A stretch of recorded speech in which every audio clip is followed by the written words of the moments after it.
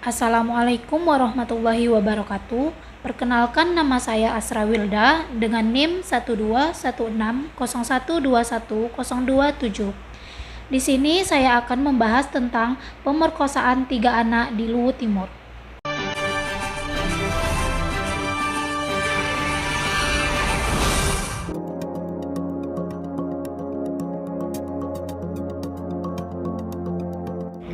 Dalam reportase yang disampaikan oleh Project Multatuli, Lydia, ibu dari sang korban, menyaksikan sendiri pengakuan ketiga anaknya yang diduga diperkosa oleh ayah kandungnya sendiri.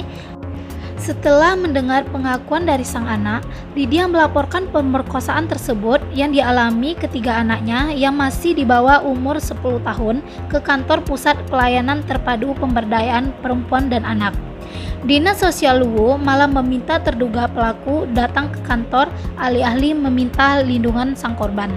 Sebelumnya, pihak kepolisian menyatakan ibu 3 dari anak korban pencabulan tersebut dimintai keterangan terkait kasus yang dilaporkan oleh si ibu.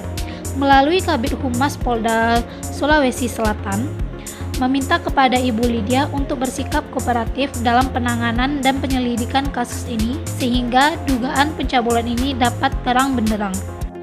Lydia merasa dipojokkan dan hasilnya nihil, lalu Lydia melaporkan kasus tersebut ke Kepolisian Resort Luwu Timur. Visum pun telah dilakukan di puskesmas dan bahkan dirujuk ke bidang kedokteran dan kesehatan. Namun tak kunjung membuahkan hasil dan menduga Lydia pun punya masalah kejiwaan. 2 bulan sejak ia mengadukan pengakuan, polisi menghentikan penyelidikan tersebut. Bukan saja tidak mendapatkan keadilan, Lydia bahkan dituduh motif dendam melaporkan mantan suaminya tersebut. Tak menyerah sampai di situ, Lydia pergi ke P2TP2A Makassar dan dirujuk ke Lembaga Bantuan Hukum Makassar di akhir Desember 2019. LBH Makassar pun bersedia mendampingi dan meminta gelar perkara.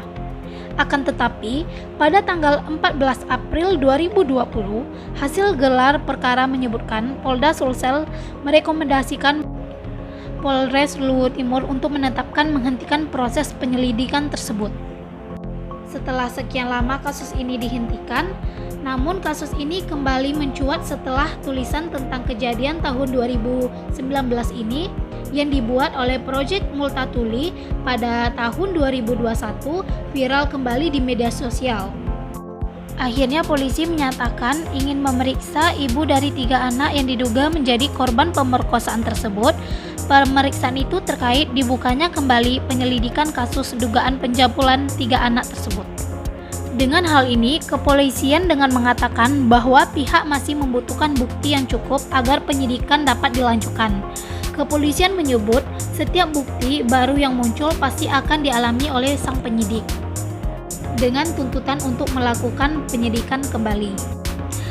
Polisi menyebutkan menemukan sejumlah fakta baru mengenai dugaan pemerkosaan tersebut. Ada perbedaan hasil visum dari 3 fasilitas kesehatan yang melakukan pemeriksaan. 2 Fakes menyebutkan kalau tidak ada tanda-tanda luka kekerasan seksual di tubuh sang korban, sementara 1 rumah sakit menyebut sebaliknya. Hingga 12 Oktober 2021, tim asistensi dari Supervisi Mabes Polri menemukan 5 fakta baru. Di antaranya, laporan yang dibuat oleh sang ibu korban merupakan dugaan pencabulan anak dan bukan pemerkosaan anak.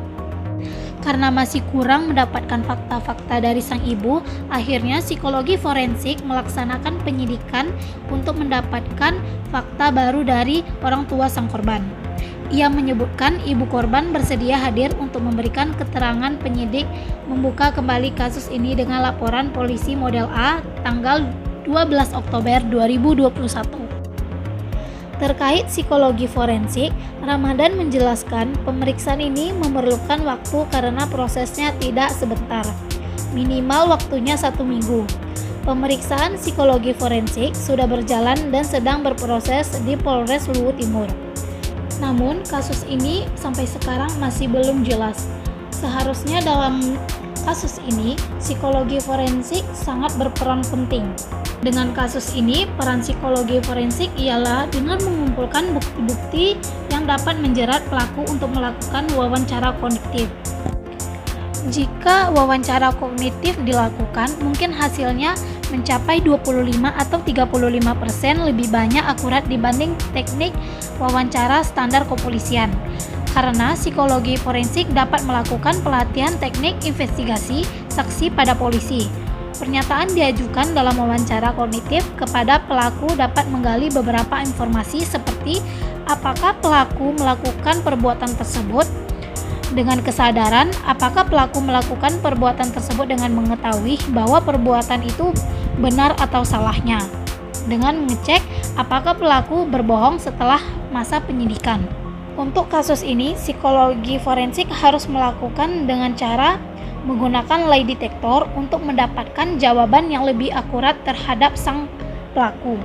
Tidak hanya berperan dalam memeriksa pelaku, psikologi forensik juga dapat memeriksa latar belakang pelaku dengan menanyakan kebiasaan pelaku kepada keluarga, kerabat, istri yang cukup dekat dengan pelaku. Selain itu, pendampingan dan perlindungan pada korban juga diperlukan untuk menyembuhkan korban dari trauma tersebut. Sekian dari saya, lebih dan kurang saya mohon maaf. Wassalamualaikum warahmatullahi wabarakatuh.